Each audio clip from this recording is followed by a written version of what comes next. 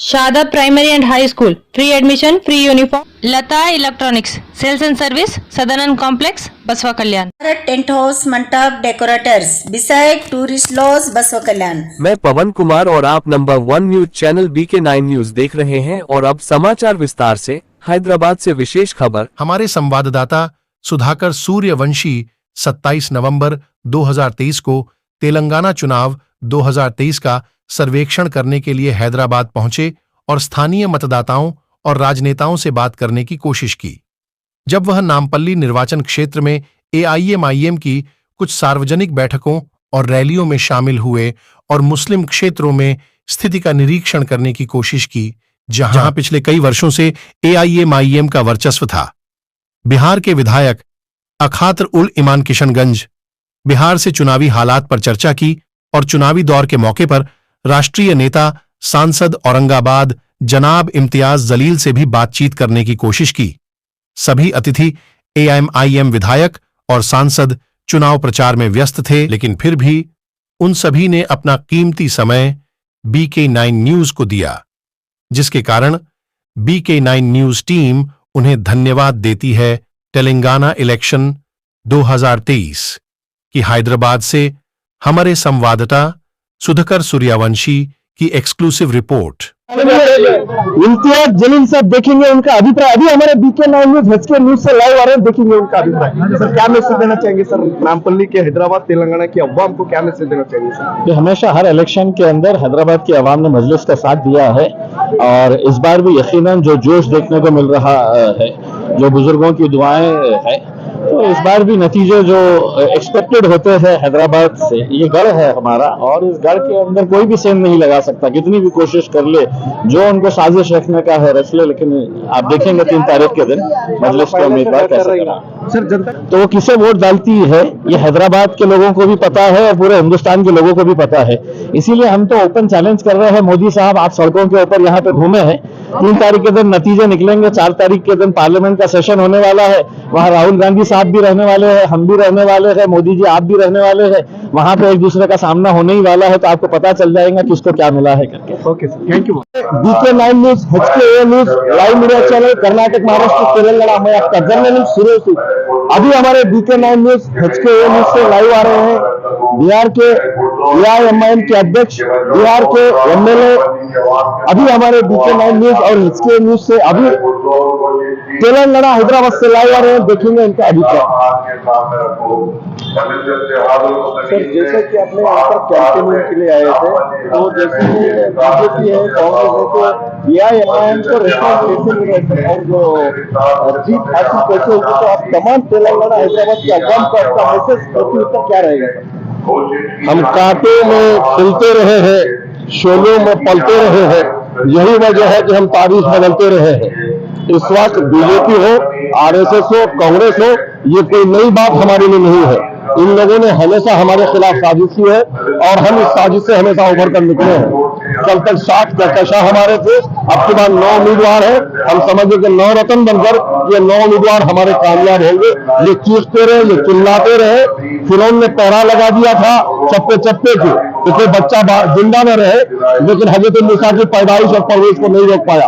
मैं समझता हूँ ये खुद हमारे खिलाफ साजिश करने वाले, ये खुद नाक के बल गिर पड़ेंगे और हमारी कामयाबी को नहीं रोक पाएंगे, क्योंकि हमने इस मुल्क में जुल्म की जगह इंसाफ पर, नफरत की जगह पर मोहब्बत का पैगाम दिया है और इस शहर को अमन अमान बख्शा है। और इस शहर को अमन अमान नहीं बख्शा, बल्कि इस शहर से निकलकर जनाब बैरिस्टर असदुद्दीन अवैसी ने और अकबरुद्दीन अवैसी ने और मजलिस इत्तेहाद मुस्लिमीन ने पूरे मुल्क के अंदर में, चाहे वो मुस्लिम हो, गैर मुस्लिम हो, दलित हो, अगड़े हो, पिछड़े हो, किसी पर जुल्म हुआ हो, ज्यादती हुई हो, पार्लियामेंट के अंदर में अवाम मुखालिफ हो, कानून मुखालिफ हो, दस्तूर मुखालिफ, जो भी पॉलिसी आई है मोदी की, उस पर बढ़ चढ़ कर बात किया है।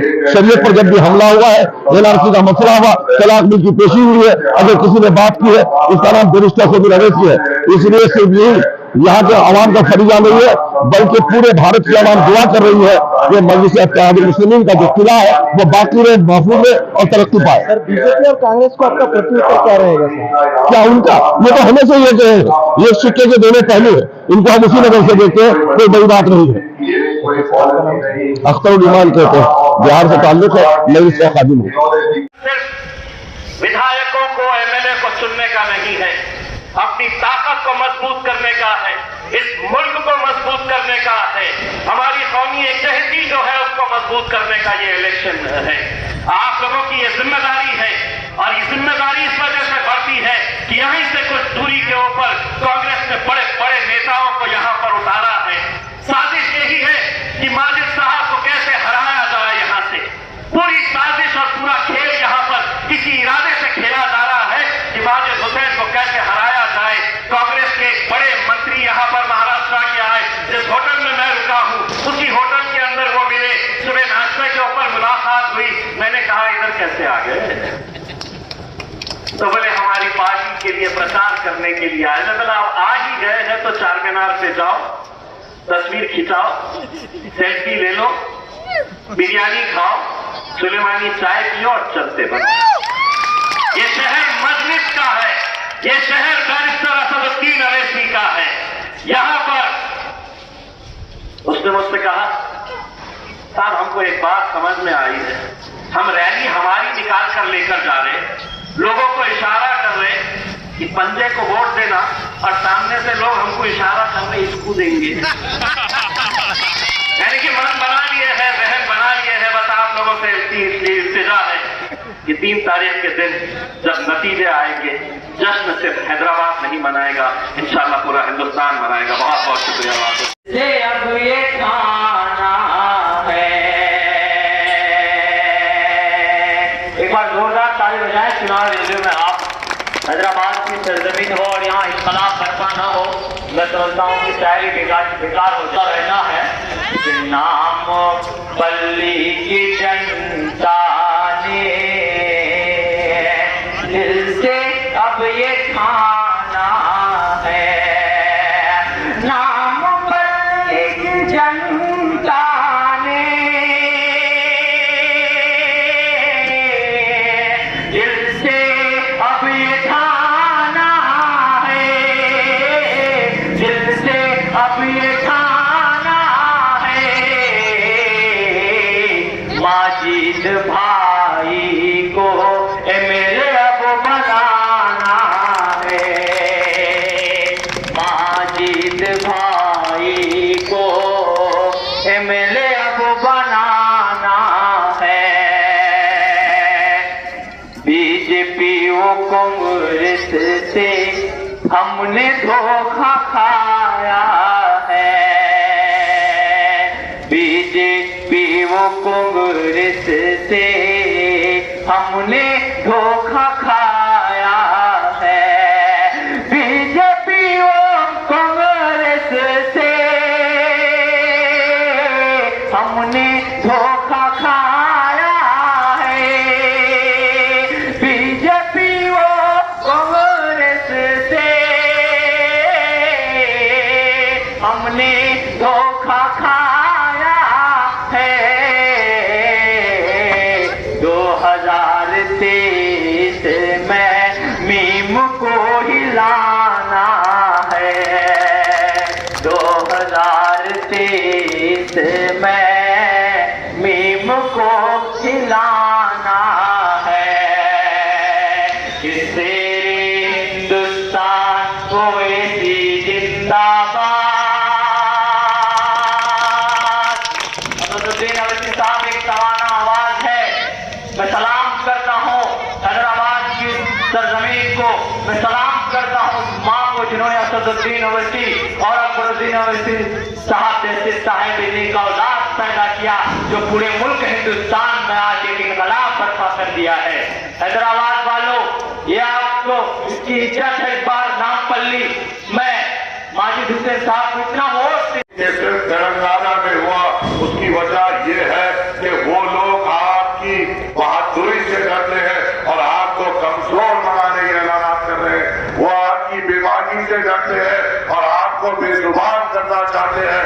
वो आपकी सियासी ताकत से डरते हैं और उसको कमजोर करना चाहते हैं।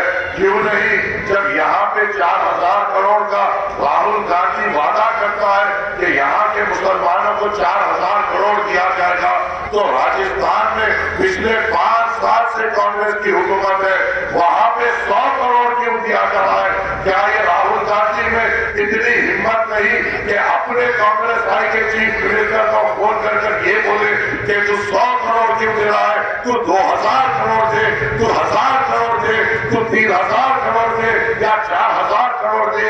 इसलिए नहीं बोलता क्योंकि राजस्थान में मजलिस नहीं, छत्तीसगढ़ में मजलिस नहीं, मध्य प्रदेश में आज की सियासी आवाज नहीं।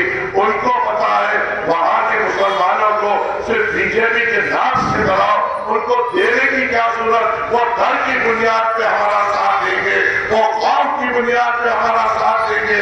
यहाँ आकर इसलिए ऐलान किया जा रहा है क्योंकि हमें डर नहीं, हम बेखौफ करते हैं, हमारी सियासी आवाज है, हमारी सियासी वजूद है और उसको कमजोर करने के लिए ये राहुल गांधी यहाँ पर ऐसे उम्मीदवार को ठहराता है जो मुसलमानों को तालिबानी, पाकिस्तानी और कश्मीरी जहनियत का कहता है। जो ऐसे उम्मीदवार को ठहराता है उसकी जहनियत क्या होगी, उसकी सोच हमारे ताल्लुक से क्या होगी, ये आपको सोचने की जरूरत है। अरे क्या आपने यहाँ पे मैं मजलिस इत्तेहाद मुस्लिमीन के स्टेज पे ठहर के बात कर रहा हूं, क्या आपने असदुद्दीन अवैसी साहब को पार्लियामेंट में नरेंद्र मोदी के आंखों में आके डालकर बात करते हुए नहीं देखा? क्या आपने असदुद्दीन अवैसी साहब को अमित शाह को ललकारते हुए नहीं देखा? क्या आपने असदुद्दीन अवैसी साहब को तमाम बीजेपी के रुकने पार्लियामेंटों के सामने अकेले निडर होकर ठहरते हुए नहीं देखा? तो आपकी आंखों ने वो भी देखा कि ये कमजोर, ये बुज़दिल, ये डरपोक राहुल गांधी अपनी जगह से उठकर नरेंद्र मोदी को गले लगाता है और मोहब्बत की बात करता है। वो मोहब्बत की बात करते हैं जिन्होंने आजादी के बाद हमारे ऊपर कई फसादात किए, हमें दलित से बदतर कर दिया, हमें सूबेदार से फकीर बना दिया, बादशाहत से गरीब बना दिया, जमींदार से बेरोजगार बना दिया। वो बात करता है मोहब्बत की। कांग्रेस का क्या एजेंडा है यहाँ पर? मुसलमानों से हमदर्दी की बात करने वालों, 119 सीटों में से 6 सीटों पे कांग्रेस ने मुसलमान उम्मीदवार ठहराए। अगर इनको सच्ची हमदर्दी होती हमसे तो ये क्या करते, ये ऐसी जगह पे से ये उम्मीदवारों को ठहराते और उनके लिए मेहनत करते उनके जीतने के लिए। और इन्होंने क्या किया, जो 6 उम्मीदवार इन्होंने ठहराए उसमें से 5 उम्मीदवार मजलिस इत्तेहाद मुस्लिमीन के खिलाफ ठहराए। अगर इनको हमसे सच्ची मोहब्बत होती तो ये 5 को कहीं और से ठहराते और उनको जिताते। कि अगर इनको हमारे बुजुर्गों से हमदर्दी होती तो इनको कहीं और से ठहराते और जिताते। अगर इनको हमसे मोहब्बत होती तो ये 5 को कहीं और से ठहराते और जिताते। मगर इन्होंने 5 मुसलमान उम्मीदवारों को मजलिस के खिलाफ ठहराया। तो इनका एजेंडा क्या है? एक ही एजेंडा है कि आपको कमजोर किया जाए। मजलिस कमजोर होगी तो किसका नुकसान होगा? मजलिस कमजोर हो गई तो कौन बेजुबान सियासी तौर पे होगा? मजलिस कमजोर होगी तो हमारे अहले-ए-जात की हिफाजत कौन करेगा? मजलिस कमजोर होगी तो हुक्मरानों के सामने नुमाइंदगी कौन करेगा? क्या ये कांग्रेस के सरदेश गुलाम कभी नुमाइंदगी कर सकते हैं या हमारे लिए बात कर सकते हैं?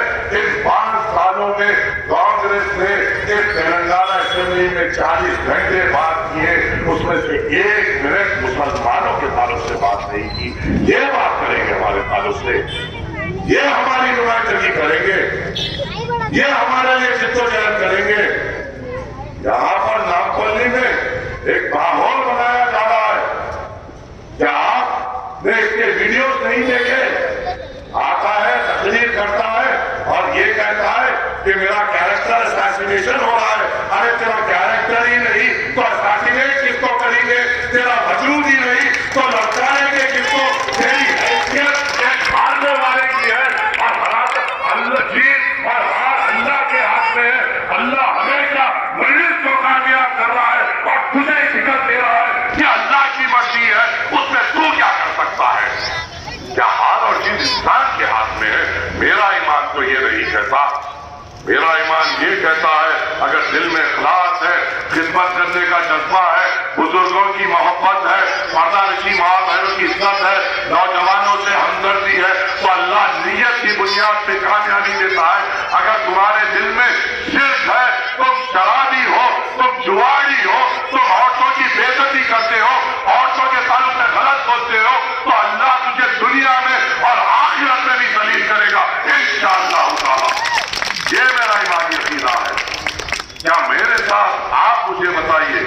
25 दिनों से हम हर रोज सुबह 4 घंटे लोगों के दरवाजों पे। इसलिए मेरी आप तमाम से अपील है कि आप 30 नवंबर के दिन अपने वोट को जाहिर होने मत दीजिए।